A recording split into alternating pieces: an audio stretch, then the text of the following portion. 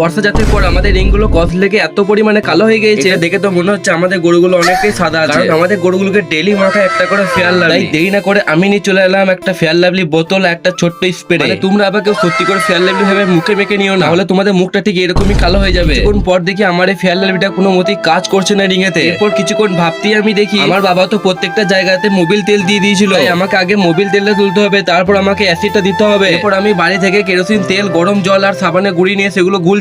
আর এটাকে ভালো করে মিশাতে হবে যেন একটা দানা পর্যন্ত না থাকে, তাহলে স্প্রে মেশিনটা জাম হয়ে যেতে পারে। এবার আমি ভালো করে চাকায় ওয়াশ করে দিচ্ছি, এই মোবিল তেলটা পুরোপুরি উঠে যায়। এরকম করে আমি সব জায়গাতে ওয়াশ করে দিই। দেওয়া সব কমপ্লিট হয়ে গেলে এরপর আমি দেবো ফেস ওয়াশ। কারণ যারা মেকআপ করতে যায় তারাই শুধুমাত্র এই জিনিসটার মর্ম বুঝবে। এরপর আমি ফেস ওয়াশটা দিই, কিন্তু কোনো মতেই কাজ করে না, কারণ এখনো পর্যন্ত সেই মোবিল তেলটা রিং থেকে উঠিনি। তাই রিংটাকে বললাম কি আর করবো ভাই, তোকে আর ফেয়ার লাভলি দিয়ে সাদা করতে পারলাম না। তখন রিংটা আমাকে ঘুরিয়ে বললো, তুই শালা পারবি না, ব্যর্থ প্রেমিকের মতো বাড়ি চলে যা। কি আর করবো, ব্যর্থ প্রেমিকার মতো আমি বাড়ি চলে যাচ্ছিলাম। সেই সময় দেখি আমাদের এই ছোট্ট বাচ্চাটা ভ্যালভাল করে আমার দিকে তাকিয়ে আছে। তাই আমি ওকে চুমু খেয়ে টাটা করে দিলাম। এই ভিডিওতে তোমাদেরকে আমি কতটা হাসাতে পারলাম সেটা জানি না। যদি একটু ভালো লেগে থাকে তাহলে এই ছোট্ট ভাইটাকে ফলো করে পাশে থাকবে। আবারও দেখা হচ্ছে এটা নেক্সট ভিডিওতে। Tata, bye bye.